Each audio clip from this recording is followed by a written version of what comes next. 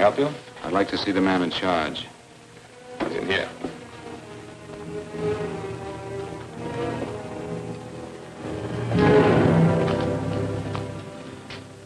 I want to report a murder. Sit down.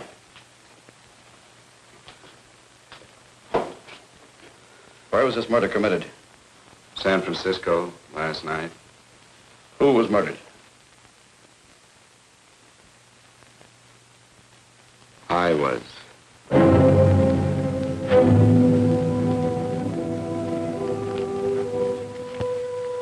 Well, do you want to hear me out or don't you, Captain? I don't have very much time.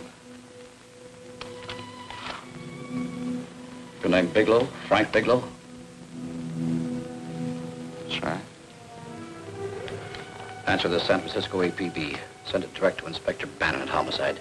Tell him we found Frank Bigelow. Go ahead, Mr. Bigelow. Well, this involves some other people, Captain. A number of other people. You tell it any way you like.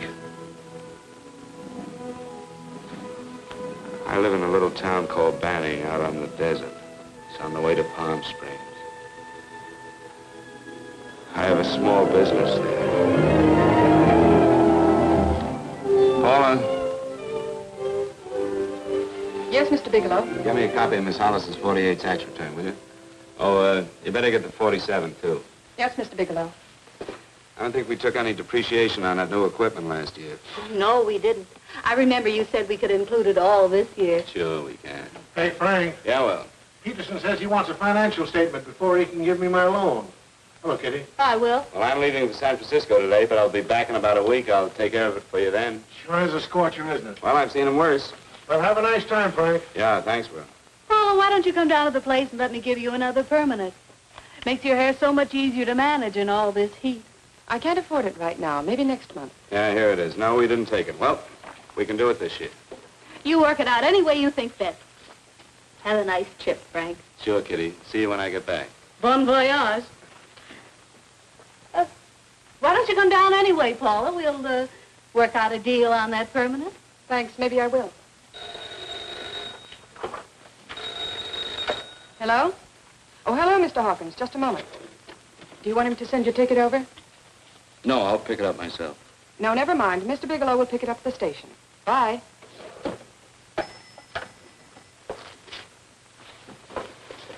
I want to go with you, Frank.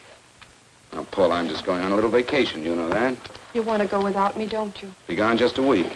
And I suppose you've just made up your mind to take this little vacation at 9 o'clock this morning? No, Paul, I meant to tell you about it a few days ago. I guess I forgot. Oh, you forgot. Paula, don't be like that. Don't be like what?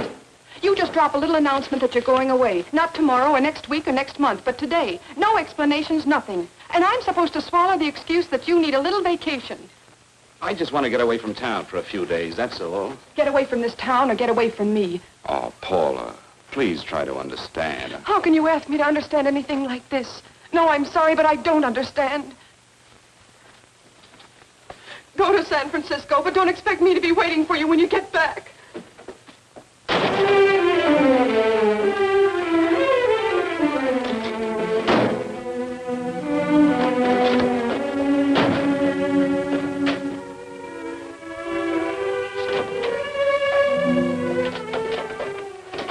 Paula, please, Paul. Come on, turn around, look.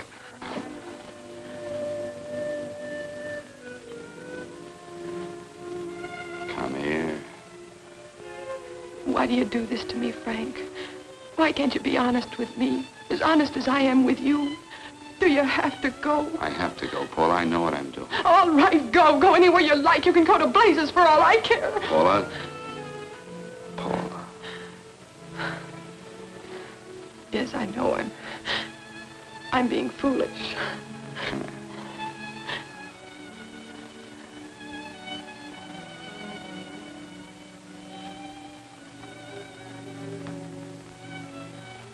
Come on, fix your face. We'll go down to Eddie's and have a drink. All right, why not?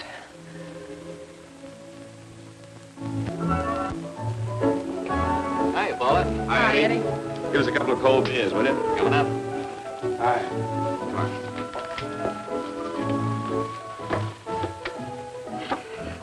relief. This air conditioning feels good. I sure wish we had it in the office. It'd make working a pleasure. Well, if it stays this hot, don't bother going in the rest of the week. I win 2 races today. How many did you lose? Now, you would have to ask that. Kind of early for you two, ain't it? Too hot to work. That's what I like to hear.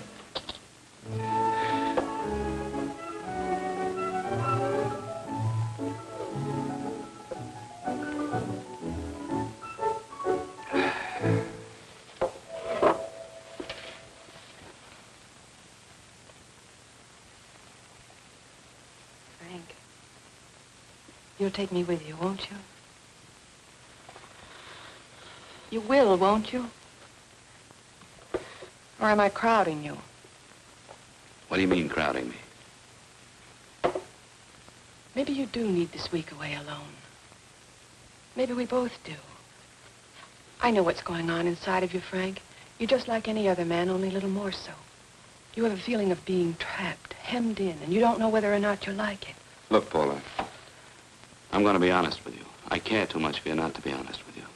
I'm as much concerned for your happiness as I am for my own. I know you've had one bad experience, Frank. I know all about it. But you don't know what it can do to two people, Paula. And the woman always gets hurt more than the man. I don't want you to get hurt, darling. More than anything in the world, I don't want you to get hurt.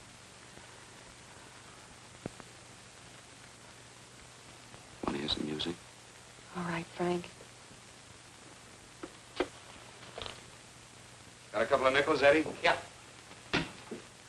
This won't bother you, will it? Next result doesn't come in for half an hour.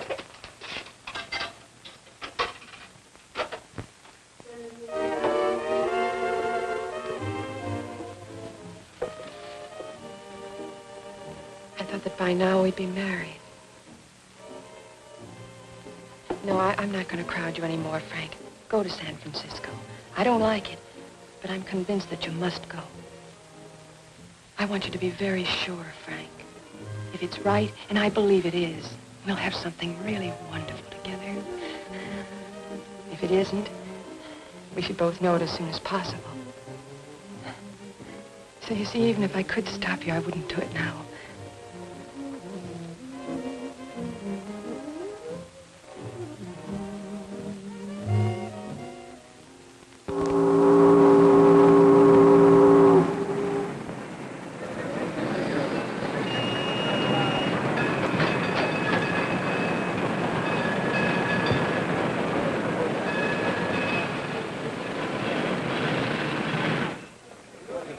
Yes, sir.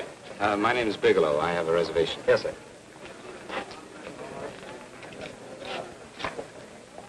Here we are, sir. My name is Bigelow. I have a reservation. I have it, sir. It's a very nice room on the 6th floor, facing the bay. Boy, this might help you enjoy your stay, Mr. Bigelow. It's a little booklet on how to have fun in San Francisco. Oh, thank you. Very welcome, sir. Thank you. Say, is it always like this around here? No, this is market week, and it's the last day, too. Boy, always around until you need him. Oh, 517? Thank you. Here's a message for you, Mr. Bigelow. Long-distance call came in about an hour ago from Banning, from a Paula Gibson. Oh, thank you. Very welcome. Show Mr. Bigelow to 618. Right this way, Slide.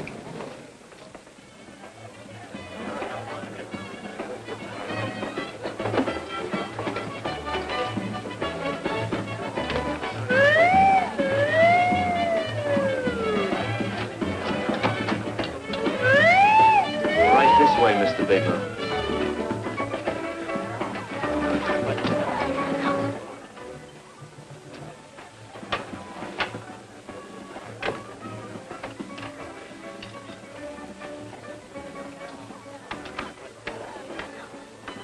Is there anything else, Mr. Bigelow? Oh, yes, you can get me a dry Manhattan and a pack of razor blades. Yes, sir. Thank you. Oh, and you can leave that door open. Hello, operator. I want to speak to Miss Paula Gibson in Banning, California. Yeah, that's right. No, I'll wait. Hello? Hello, Paula. Oh, hello, Frank. How was the trip? Fine, just fine. Having a miserable time, I hope. Well, I don't know. I just got in. What was that? Market week. The place is crawling with traveling salesmen. You know, Charlie Anderson found out that you went away and he asked me to go out with him. Oh, really? How did he make out? I'm considering it. Is that what you called to tell me? I'll have you know that this call is strictly business, Mr. Bigelow. Did a Mr. Phillips phone you? Eugene Phillips of Los Angeles. No. He will. He phoned the office 3 times today. Said that he wanted to get in touch with you immediately. He said it's most urgent and imperative that he reach you at once. What did he want? I don't know. But he sounded deep, dark, and mysterious and quite agitated about something. Phillips, have we ever done any business with him? Not unless you've been keeping it a secret from me. I looked through all the accounts. Why didn't you tell him you could reach me here? You know I'm supposed to be on vacation. So you told me. And so I told him, dear heart. But the gentleman didn't seem to respect your temperamental moods the way I do. He was very insistent that he speak to you before it's too late, as he put it. Well, tell him you tried to get in touch with me and I've changed my plans and you can't reach me. He won't talk to me. I told him that I was your confidential secretary, but I guess I didn't sound confidential enough. So I told him that he could reach you there this evening. Well, call him back. If it's as important as he says it is, he'll talk to you. Otherwise, he'll just have to wait until I get home. My, aren't we adamant this evening? All right, shall do. And Frank, Yeah? I don't quite know how to say this. Say what? Well, what I want to say is that there's nothing you can do that you ever have to feel guilty about. Oh. Sure. Thanks, Paula. I'll call you tomorrow. Right.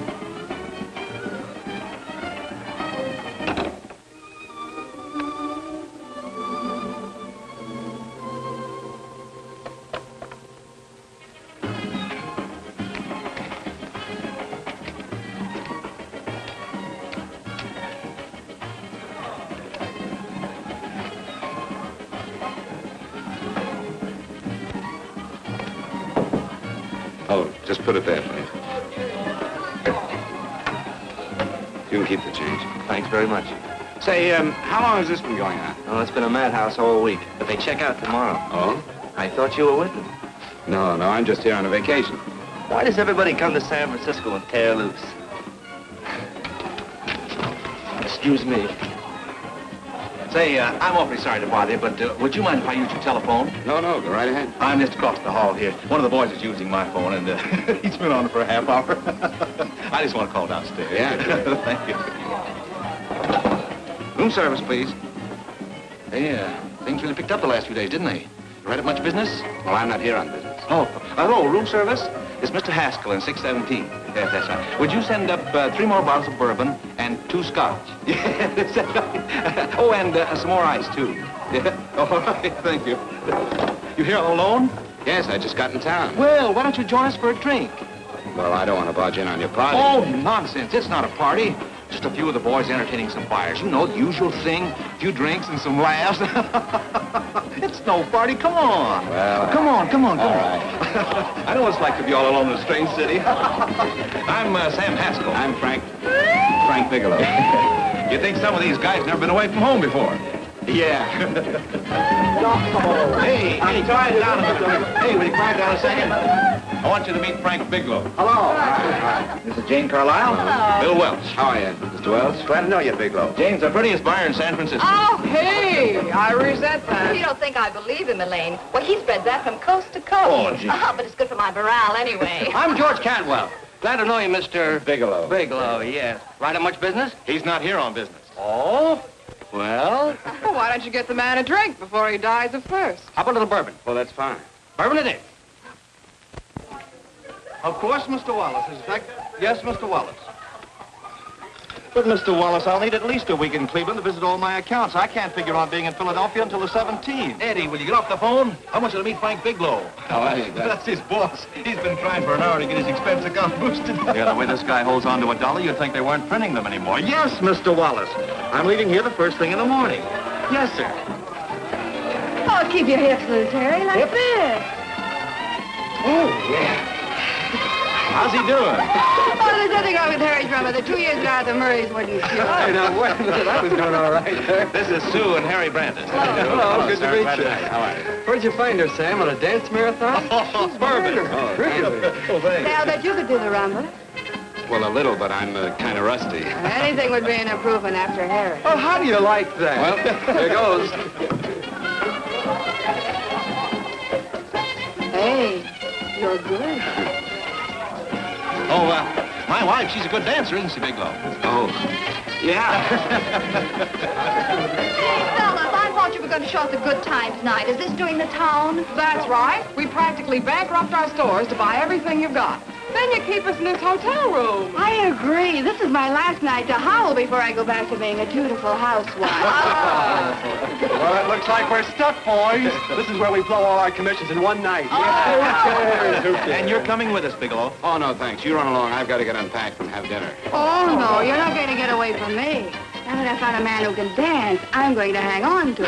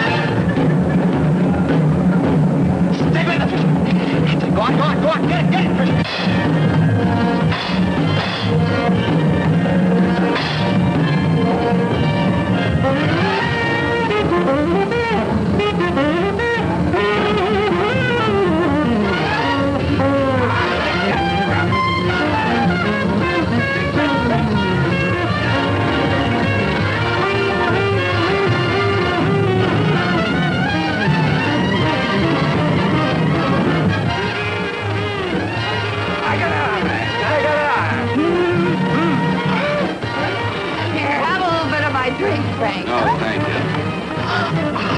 Excuse me a moment. Where are you going, Sue, Frank? excuse me. I think you've had enough.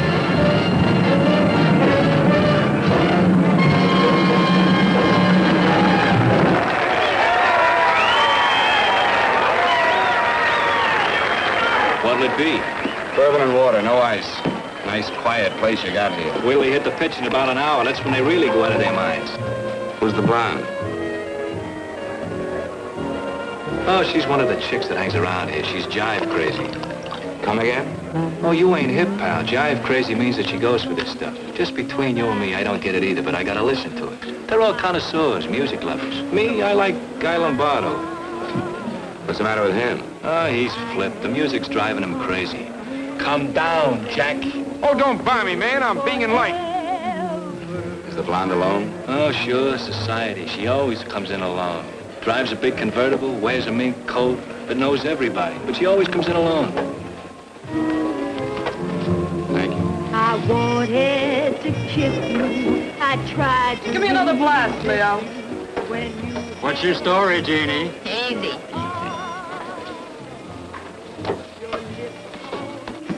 Hello. Easy. Dig the fisherman. Oh, that's really silk, isn't it? Can I buy you a drink? Sure thing. Give me a blast, Leo. Leo, I left my flask at the other end of the bar.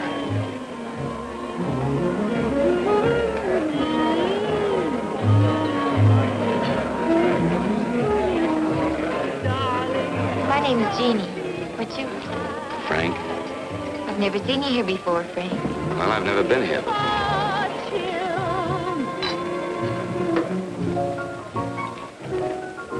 This isn't mine. Mine was bourbon. Well, sure it is. You saw me pour it. Give me a fresh drink. Anything you say. Oh, listen to that piano. Feel those vibrations. You don't get your kicks out of this, do you? I can live without it. Why do you stay here? I don't know. I bet I know. You're lonely in a big city. Why, you don't have to go into a routine with me. I like good company, too.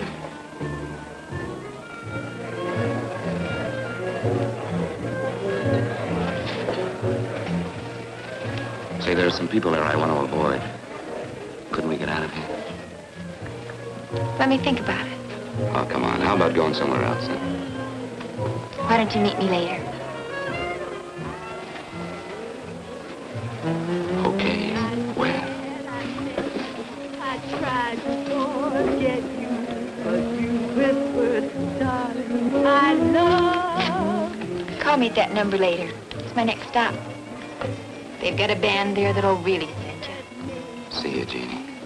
Easy.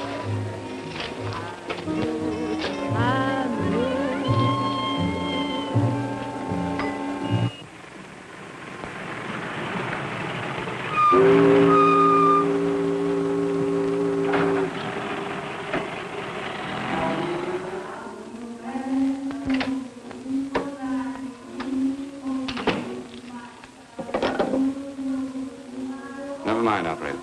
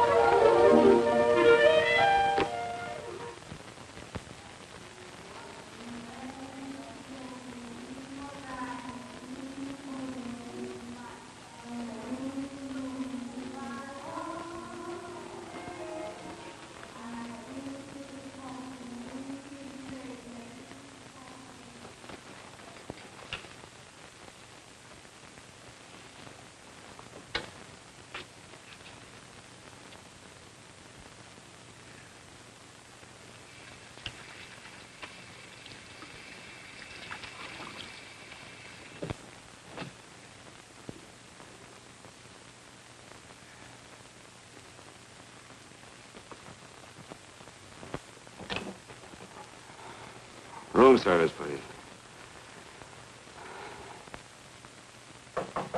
Come in.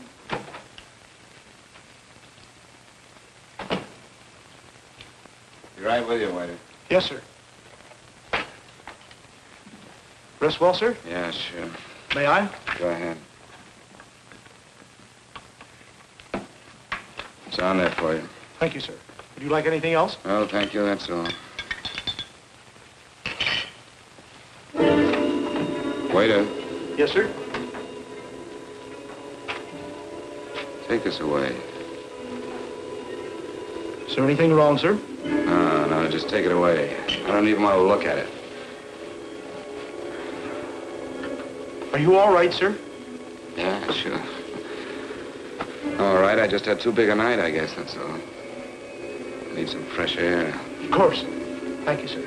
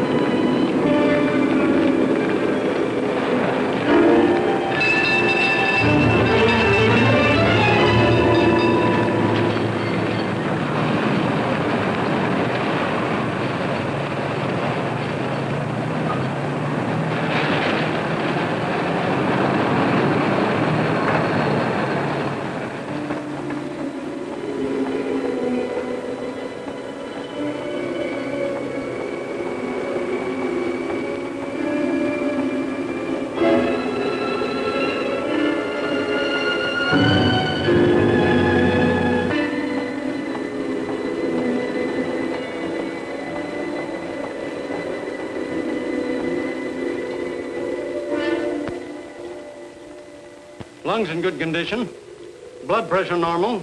Heart fine. Well, it's a good thing everybody isn't like you, Mr. Bigelow. Put us doctors out of business. I'm glad to hear it, Doctor. I was a little worried. Don't let a little bellyache worry you. Could be just the change of climate. Well, it isn't exactly an ache, Doctor. It's kind of hard to describe the feeling. Maybe it was the drinks I had last night. I might have mixed them too much, huh? Let's have another look at that throat. You may finish dressing now, Mr. Bigelow. I want to get the results of those tests we took. Thank you, Doctor.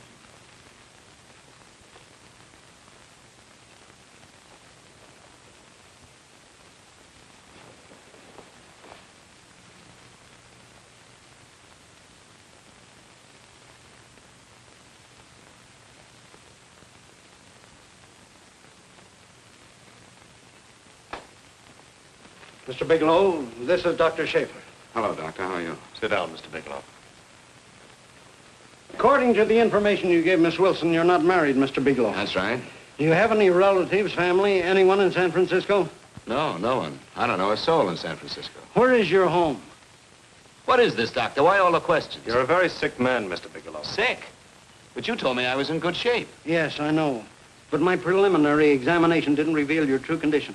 You sound as if it's pretty serious, Doctor. It's extremely serious. I want you to understand that we wouldn't tell you something like this unless we were absolutely certain. Well, of course, of course. You must steel yourself for a shock, Mr. Bigelow. Well, go on, Doctor. What is it you're trying to tell me? Our tests reveal the presence in your body of a luminous toxic matter.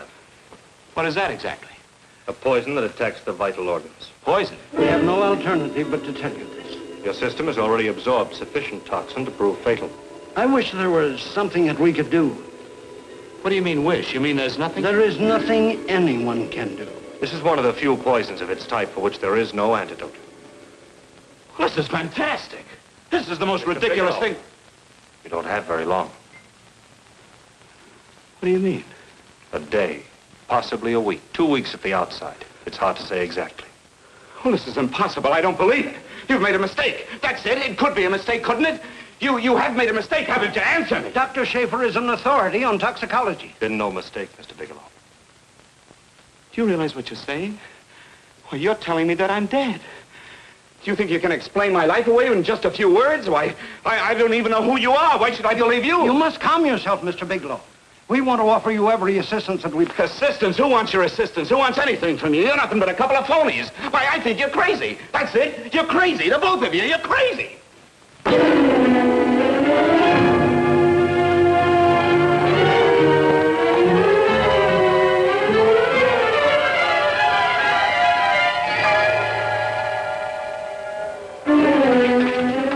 Where's the doctor? You just come in. Come on, tell me. Where's... Doctor, go through the minute before you come Get out here. of here.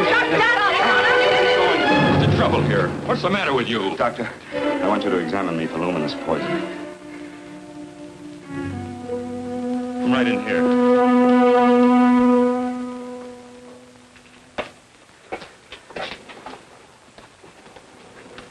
Yeah, you've got it all right. Your system has already absorbed it. Are you sure, Doctor? Are you absolutely certain? Couldn't there be some mistake?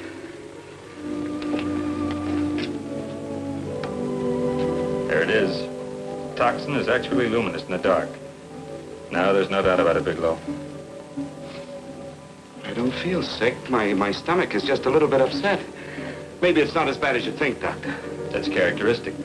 With a heavy jolt, you go suddenly in a matter of hours. But if the stuff is taken in a lesser degree, you last a while, and then...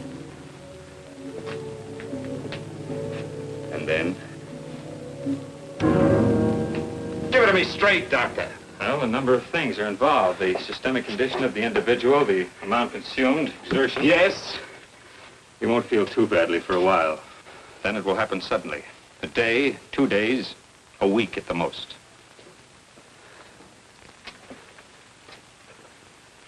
A day. 2 days. There's nothing that can be done now. If it had been caught in time, your stomach could have been washed out. But you've had it in you for some time now. For at least 12 hours, haven't you, Bigelow? I don't know.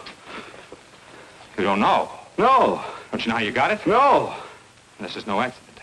Somebody knew how to handle that stuff. That wax is tasteless and odorless. The amount of alcohol in your body, you must have got it in liquor. I was drinking last night. Arrange for your admission to the hospital immediately. Of course, I'll have to notify the police. This is a case for homicide. Homicide? I don't think you fully understand, Bigelow. You've been murdered.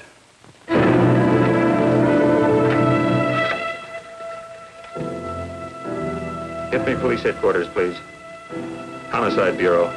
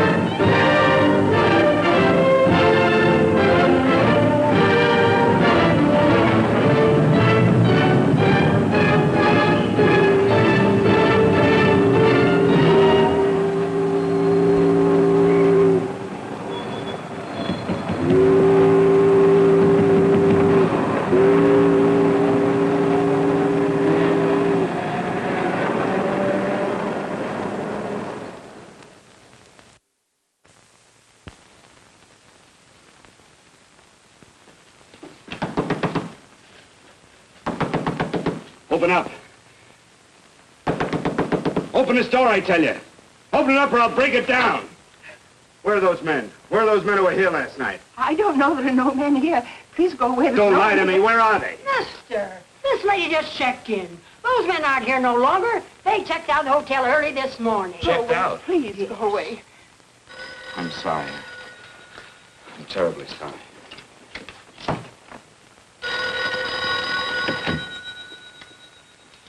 Hello? Please, Mr. Bigelow, my eardrums.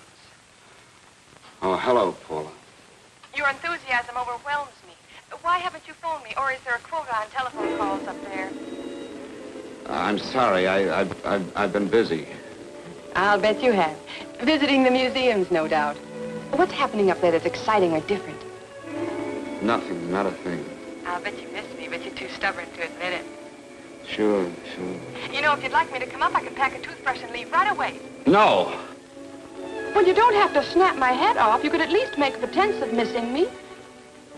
I'm sorry, Paula. Of course I miss you. Listen, Paula, Paula, it's just that I don't feel like talking now. I'll call you later. Don't strain yourself. You phone me sometime when you feel more like talking.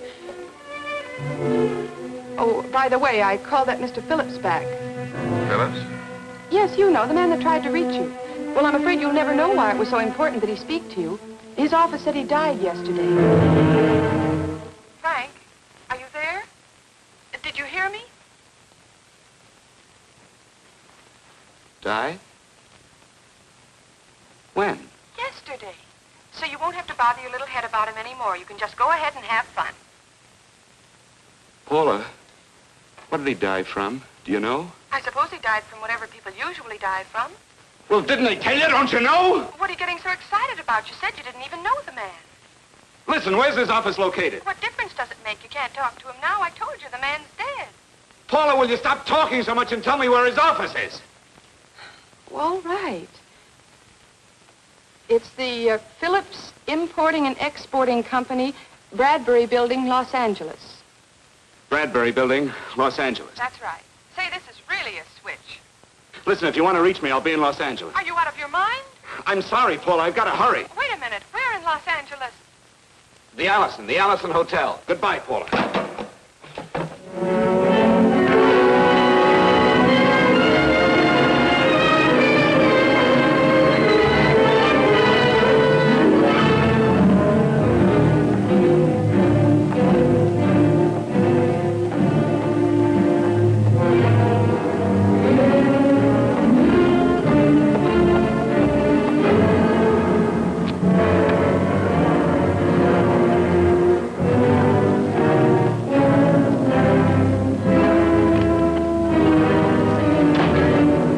Someone in charge here. What is it in regard Well, it's to? a personal matter. It's quite urgent. Perhaps Mr. Halliday can help you. Who's he? He's our controller. Your name, please? Bigelow. Mr. Bigelow to see you. Send him in. Go right in, please. That door.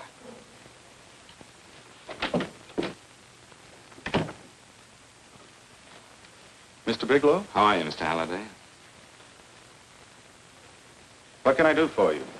Well, Mr. Phillips phoned my office several times yesterday. I'd like to find out what it's all about. You know Mr. Phillips died yesterday? Yes, I know. Well, I don't understand. If he phoned you, didn't he tell you what it was about? Well, he didn't speak to me. I wasn't in my office at the time, and he wouldn't tell my secretary. Well, I'm afraid I can't be of much help, Mr. Bigelow. I've no idea why Mr. Phillips tried to reach you. I'm sorry you had to make the trip for nothing. How do you know I made a trip? I didn't say anything about making a trip. I merely said he phoned my office. My office could be here in Los Angeles. Miss Foster, Yes? didn't you mention something yesterday about Mr. Phillips speaking with Mr. Bigelow in San Francisco? I said that he had phoned Mr. Bigelow's office in Banning, but that Mr. Bigelow was staying at the St. Francis Hotel in San Francisco. I'm sorry you misunderstood me. Do you know why Mr. Phillips called? No, I don't. All right, thank you, Miss Foster. You can understand that we've been somewhat upset around here. Now, if you don't mind,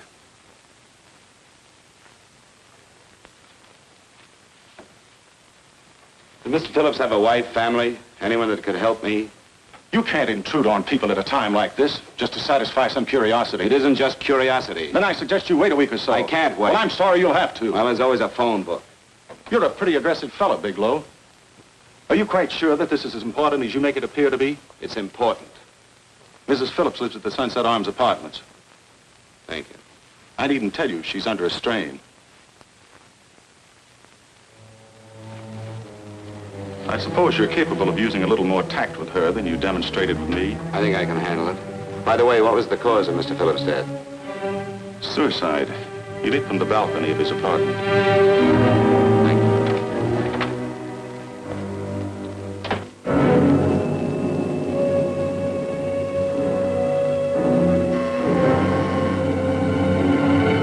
Come in, Mr. Bigelow.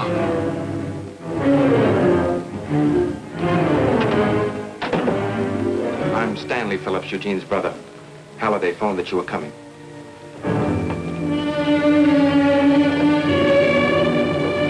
This is my sister-in-law, Mrs. Phillips. I'll try to make this as brief as possible, Mrs. Phillips. I'm afraid I can't be of any help to you, Mr. Bigelow. I haven't the slightest idea why my husband wanted to speak to you. I guess Halliday covered just about everything. Did your husband ever mention anything about me, Mrs. Phillips? Anything at all? No, I can't recall Eugene ever having mentioned your name.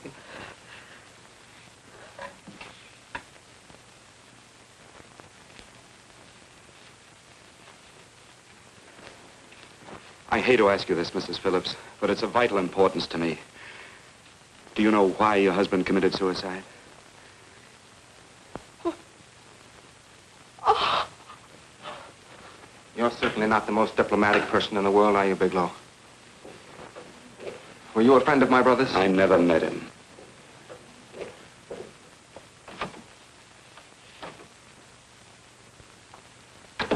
My brother was in a jam, a pretty bad jam. He was arrested 2 days ago. He sold some iridium to a dealer by the name of Majak. It's a very rare metal, very costly. Anyway, the iridium turned out to be stolen. He was released on bail yesterday, but he faced a pretty stiff prison term. Men have committed suicide for less. Yes, I know. That's how the police feel about it. What puzzles me, though, is this crooked deal. Knowing Eugene, you wouldn't say he's the type of man to be mixed up in anything like that, now would you? I told you I never met him. That's right, so you did. Now, what's this all got to do with you, Bigelow? I don't know. Let's come clean with each other, Bigelow. Surely you must have some idea why my brother was so desperate to contact you. I have no idea. That's odd. Then how could it be of such vital importance to you? Well, you seem to know the answer to everything else. Maybe you know the answer to that one, too.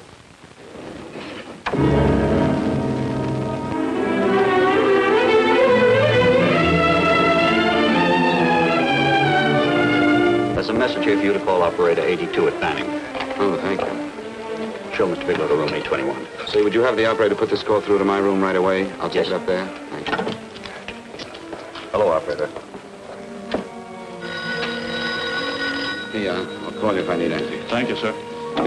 Hello, Paula? Well, Sinbad, I'd just about given you up for lost.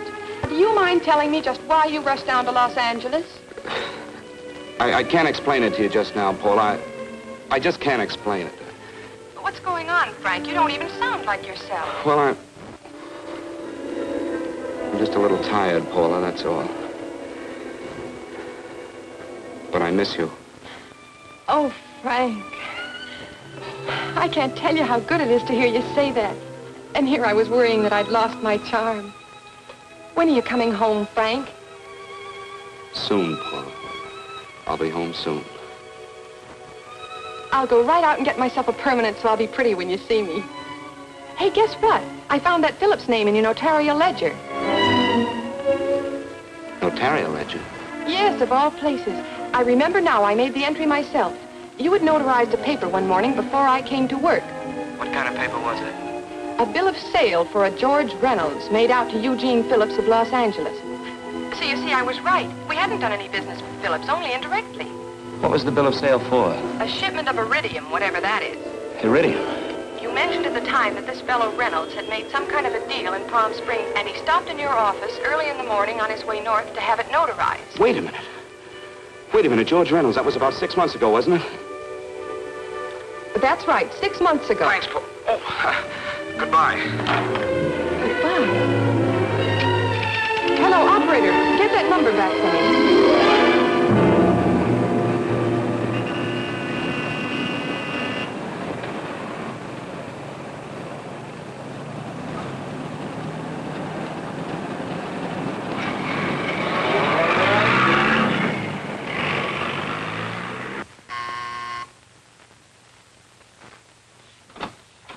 I've got to talk to you, Mrs. Phillips.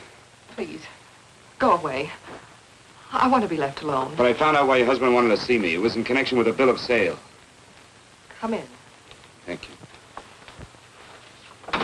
What do you know about a man named George Reynolds? George Reynolds? Yes. Why, that's the man my husband claimed sold him the iridium. And what did Reynolds claim? Reynolds disappeared. Yes? About 2 months ago, my husband grew suspicious that something was wrong. Since then, he tried in every way to locate Reynolds, but could find no trace of him. But I don't get it. Your husband could have proved he made a legitimate deal by showing the bill of sale he got from Reynolds. Then there was a bill of sale? Yes, of course there was. My husband swore there was, but at the time of his arrest, he couldn't find it. It was mysteriously missing. Well, then, if your husband could have shown proof, it would have been George Reynolds who would have faced the prison term. Eugene was convinced that Reynolds had stolen the bill of sale. He was the only one who had reason to eliminate evidence of the transaction. Thank you, Mrs. Thank you very much. You've been very helpful. Oh, if you'd only come sooner, Mr. Bigelow. My husband might be alive today. I know.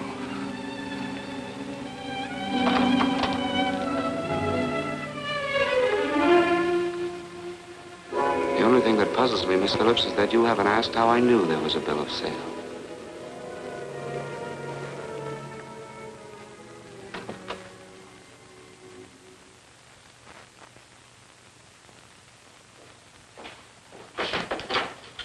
Mr. Holliday isn't in. He should be back shortly.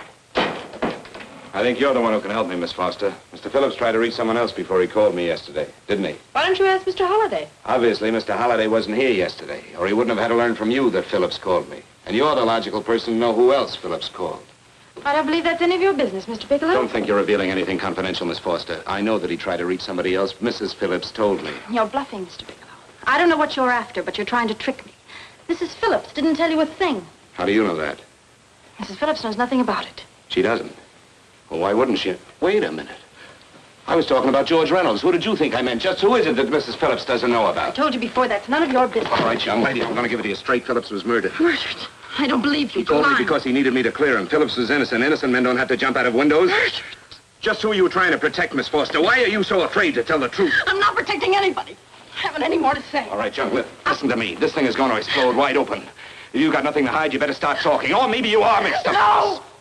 Well, then come on. Mr. Phillips called Marla Rakubian. He went to see her yesterday morning. Who's Marla Rakubian? She's a model. She and Mr. Phillips used to be quite friendly, but he hadn't been seeing her for quite some time. Come on. The last couple of months he'd been trying to locate her and finally learned where she lived yesterday morning. When he returned from seeing her, he was terribly upset and excited. That's when he had me put in the calls for you. When he couldn't reach you, he went home. The last time I saw him alive. Give me Marla Rakubian's address. I don't think Mr. Phillips realized I was aware of his friendship with Marla Rakubian, and out of respect for him, I never intended to tell anybody. I had no idea that she had anything to do with the trouble he was in. I admire your discretion, Miss Foster. You know, you must be pretty friendly with Stanley, Miss Foster. He knew how desperately his brother tried to reach me yesterday, and he wasn't even here at the time. And now you seem to know all about what happened in Mrs. Phillips' apartment.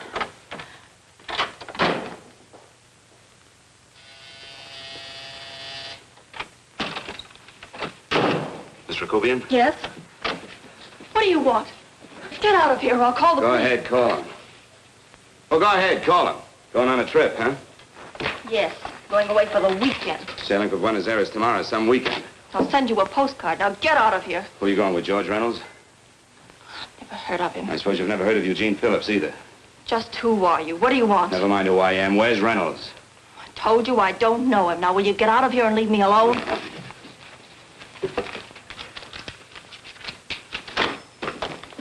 So you never heard of George Reynolds, huh?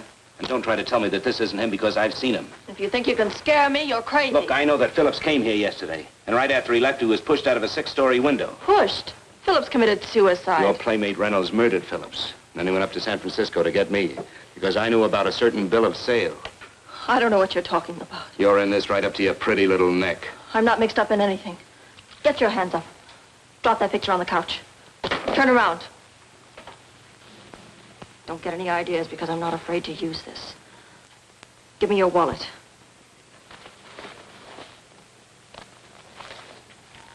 Frank Bigelow, Hotel Alex. All right, now where's Reynolds? I don't know. I don't know where he is. Is that what you told Phillips yesterday? I told him exactly what I'm telling you. I haven't heard from him in months. Yeah? You're mighty careful of the picture of a man you haven't heard from in months. What does the Ray stand for? It was a pet name. Do you mind? Oh, it sounds very cozy, Miss Rakubian. You and Reynolds call each other pet names while you make a sucker out of Phillips. Phillips made the deal because he wanted it. Yeah? I'll bet you weren't above using what it takes to help make him want it. Who's paying for this trip? I am. Really? A first-class trip to Buenos Aires on a model salary. Don't make me laugh. Since you and Reynolds aren't seeing each other anymore, you don't mind if I keep this to you. If I were a man, I'd punch your dirty face in. You know, I really believe you would. Oh, I almost forgot. Your tickets. Don't be surprised if I'm there to see you off.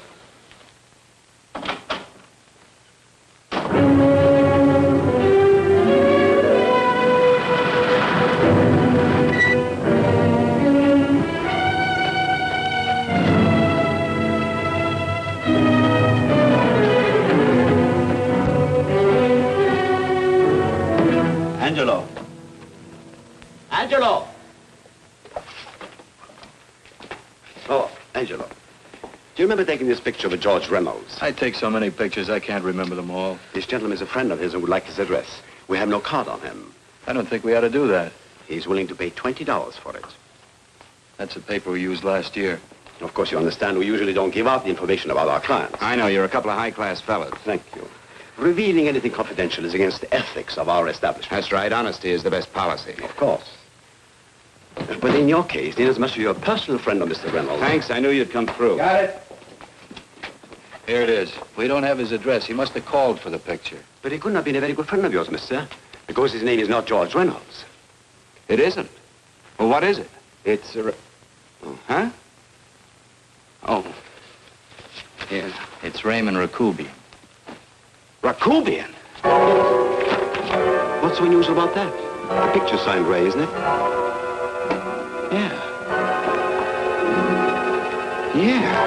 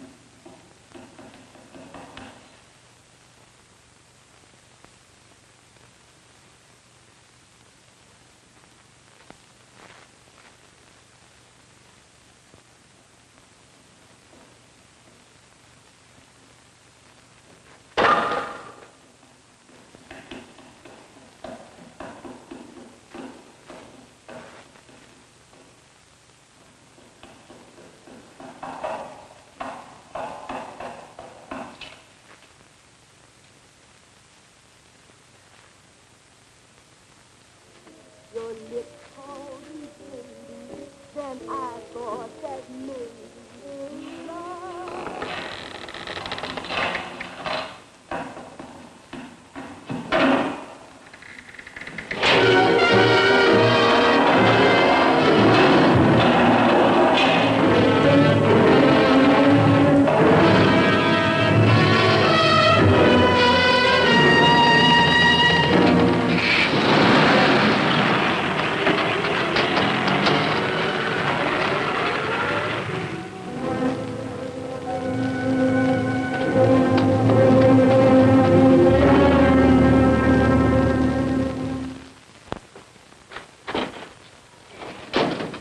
Bigelow, are you all right?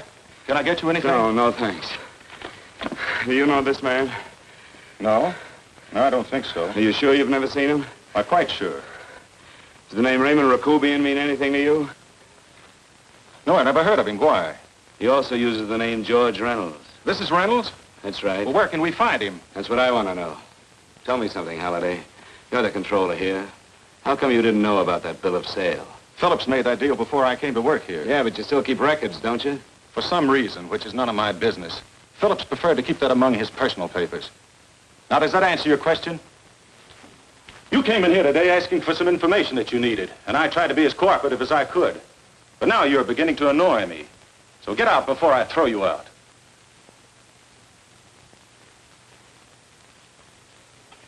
You know, you really frighten me.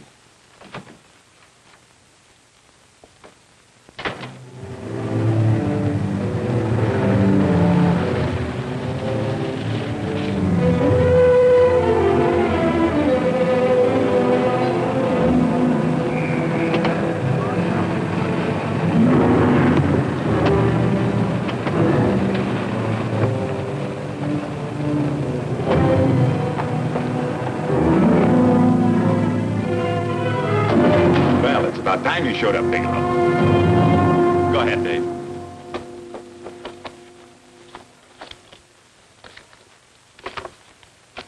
Real cute, ain't you, Bigelow? Just real cute. Paula didn't lose much time getting a hold of you guys, did she? Shut up. Let's go, Bigelow. Look at him. He can't take it. Soft in the belly. You do that again and I'll kick your face. Lay off, Chester. Cut it out. Shut up! Who asked you? Better let him answer. The clerk might know he's in. Go ahead, Bigelow.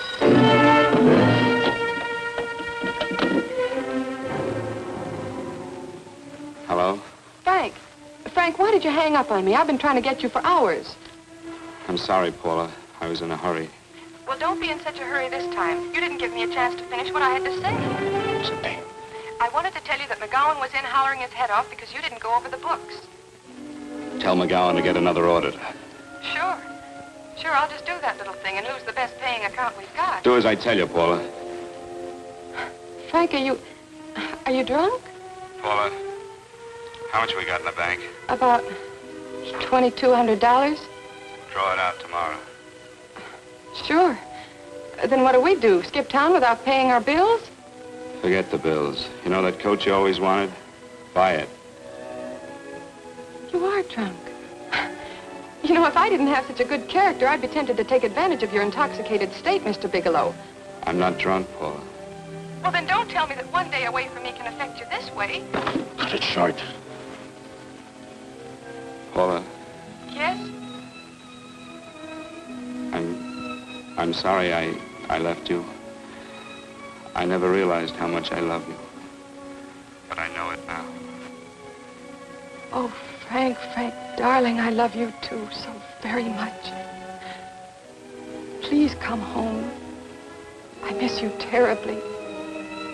I said cut it short. I'd just love to let you have it, Bigelow. Let's go, Chester. This guy's kept us waiting long enough now. Walk in front of me, Bigelow. And keep your mouth shut. If you so much as look cross-eyed at anybody, I'll blow the back of your skull out.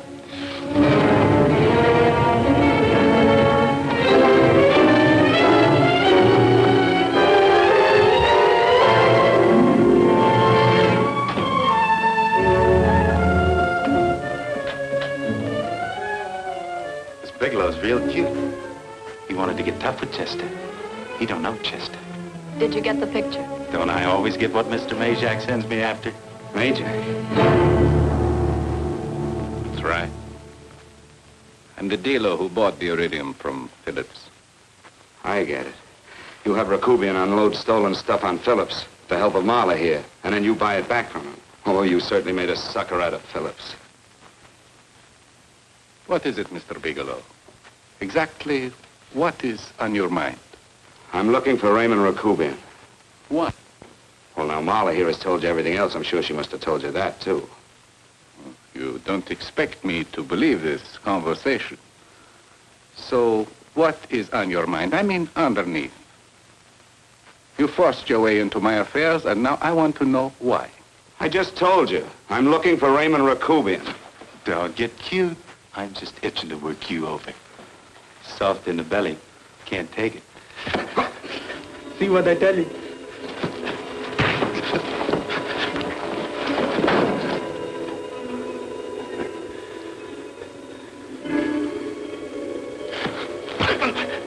Can't do that to Chester. I'm gonna blow your guts out. Easy. Lay off, Chester, not now. Look at him. He's so scared of Chester, he'd talk now. He's not afraid, Chester. You can tell from a man's eyes when he is afraid. Look at his eyes.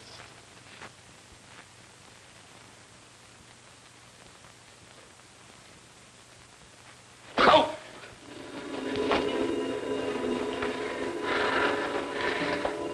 I'm telling you, Majak, you better keep him away from me or he's really going to have to use that gun.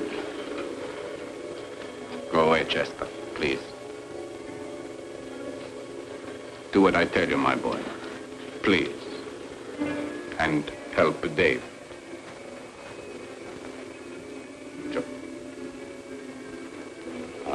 You're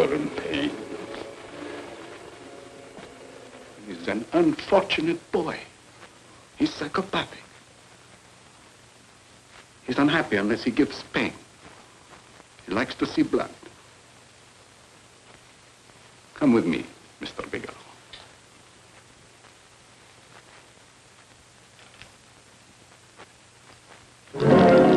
Raymond Rakubian was my nephew. He could not possibly have tried to kill you. He's been dead 5 months.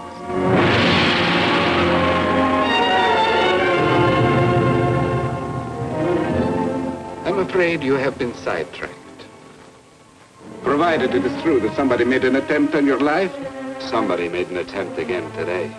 I had no reason to kill you, believe me. What do you mean you had no reason? I notarized a certain bill of sale. You notarized the bill of sale for Reynolds, not Rakubian. Now, what I told you was true. I had no reason to kill you. That's a closet, Mr. Bigelow. And under other circumstances, you could go home now. But now you present a problem. You know too much, and I am in danger. Chester! Suppose I were able to prove to you that I only want to find the person who tried to kill me. And I won't cause you any trouble. You know I can go to jail for 10 years for this little business. 10 years. At my age, that's my life. That means my entire life. With my life, I do not take chances. I am sorry, believe me. You want Joe to go with you? No. Just Bigelow and me. And baby makes 3. But Major, goodbye, Mr. Bigelow, and forgive me. Let's go, Bigelow. I guess you won't be there to see me off.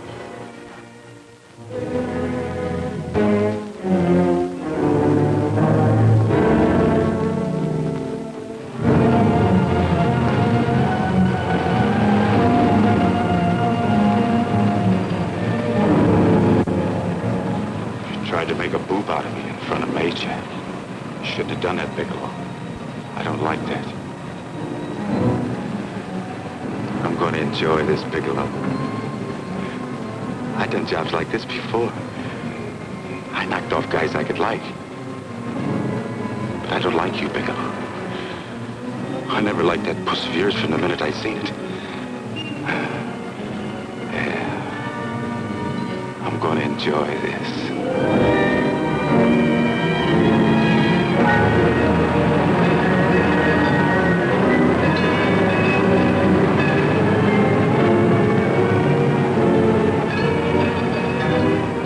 Ain't scared yet, are you, Bigelow?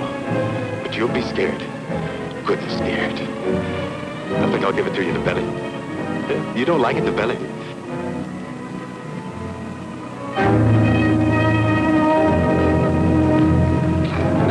Good. Try it. I'd just love you to try it, Bigelow. Why don't you try it? Go ahead.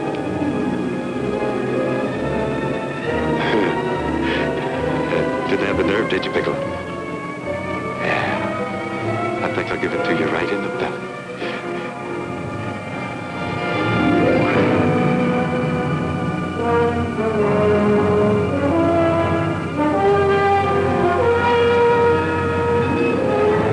Takes longer when you get it in the belly. It's nice and slow. That's the way I want to see you go, Bigelow. Nice and slow.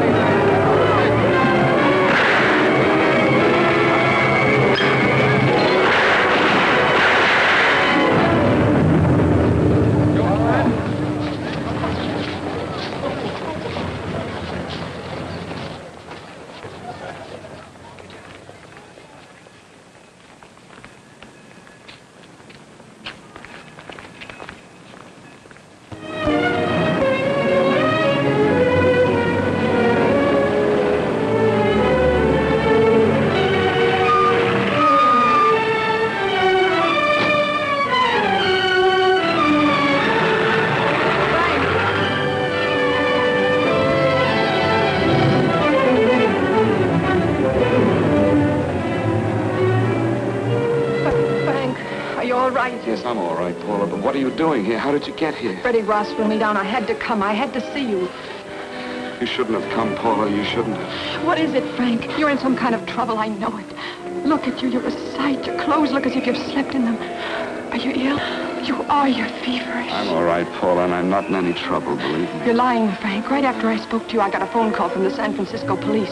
They asked if I knew where you were. You didn't tell them anything, did you? Of course not. It was the homicide detective that called.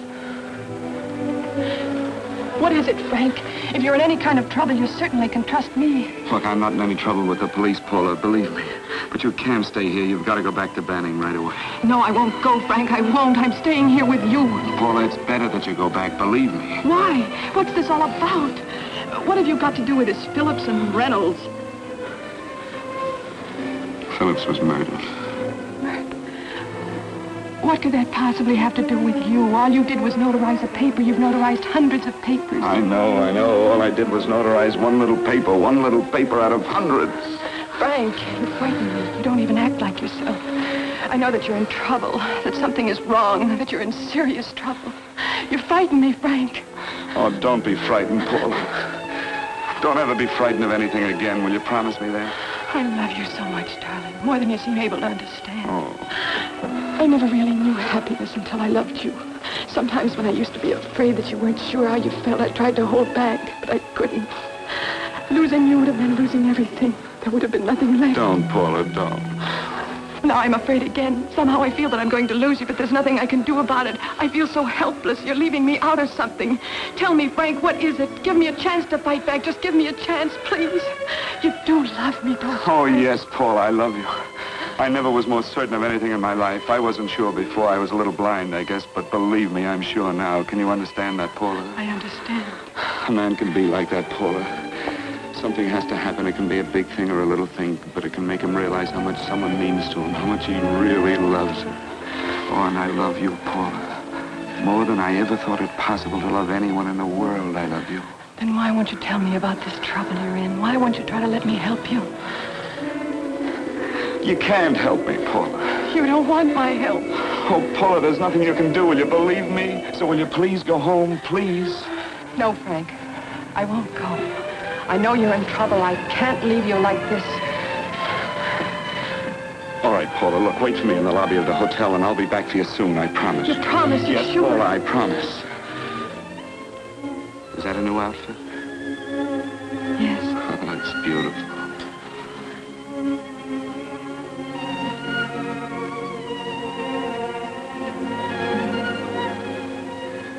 You'll come back to me, won't you, Frank? Yes, Paula, I'll come back, I promise. Please hurry, darling. Oh, I love you. I love you, Paula.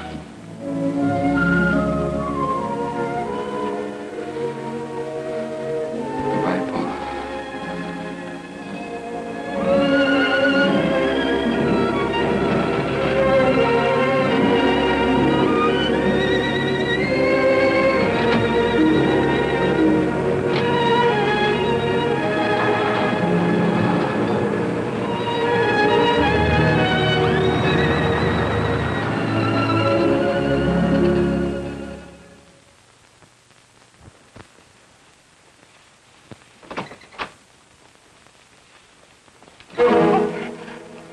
Stanley here? You sure? All right, get in there. Now get Stanley on the phone. Tell him to come over here right away. Use any excuse you want. What are you going to do? What was Stanley going to do when he used me for a clay pigeon today? I don't know what you're talking about. Don't act innocent with me. I fell for that once. I don't know what you mean. I told you everything you wanted to know this morning. Yeah, you told me just enough so I'd get sidetracked and wouldn't know that Stanley was the one I was after. Stanley? Oh, no. You and Stanley have been together on this from the start. Now, come on, get on that phone and call him.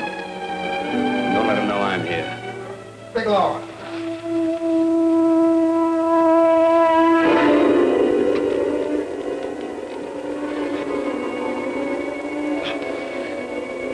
You've been sidetracked, all right.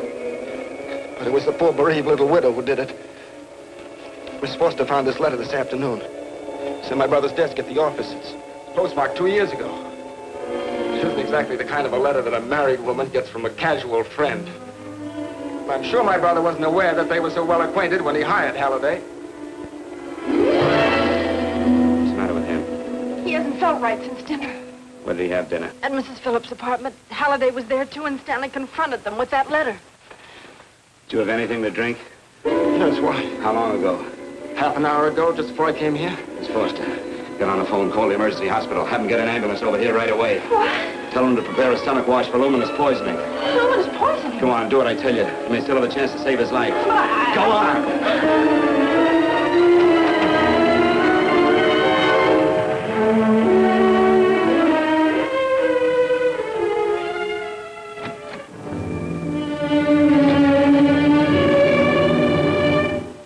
I found George Reynolds, Mrs. Phillips. He's been dead for 5 months. Then he didn't steal the bill of sale. No, he didn't. But you could have stolen it. How dare you? You knew who I was when I came here today. But you were surprised to see me alive, weren't you? But I'm not alive, Mrs. Phillips. Sure, I can stand here and talk to you. I can breathe and I can move. But I'm not alive. Because I did take that poison. And nothing can save me. What are you going to do? If I kill you now, I have nothing to lose. No, you've got to listen to me. You've got to give me a chance. But I didn't have a chance. It was Halliday. Believe me, it was Halliday. He made me steal the bill of sale. He planned everything. What about this letter? Your husband knew about you and Halliday. He found it only yesterday. He accused Halliday. They fought, and Halliday pushed him over this balcony. And why me? Why did he want to kill me? Because you could have proved there was a bill of sale, that my husband had no reason to commit suicide. Halliday was desperate. After he killed my husband, he found out about the phone calls to you. He thought you spoke to him, that you knew enough to involve him.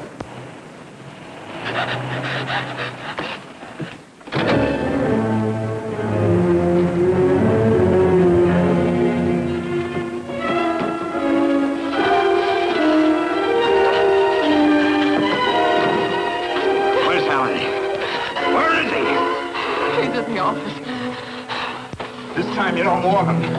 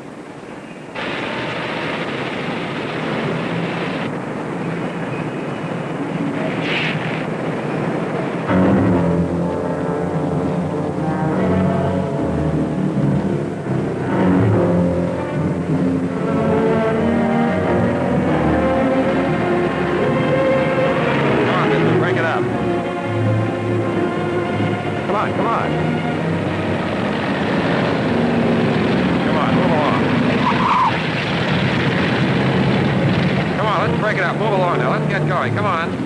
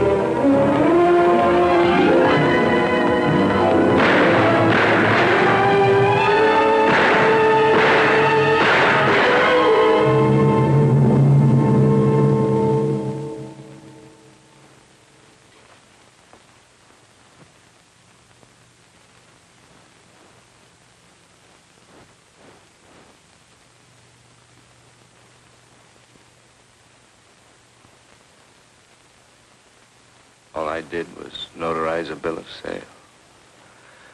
But that piece of paper could have proven that Phillips didn't commit suicide. He was murdered. And that's why Halliday poisoned me.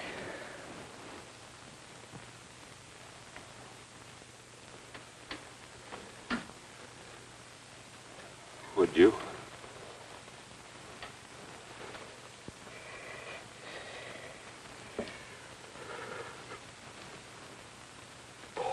Paula.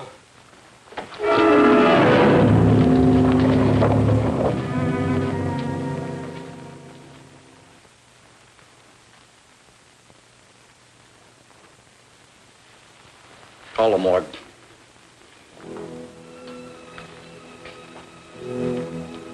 Johnson, you go to the Allison Hotel. Find Paula Gibson. Don't tell her anything. I'll break it to her.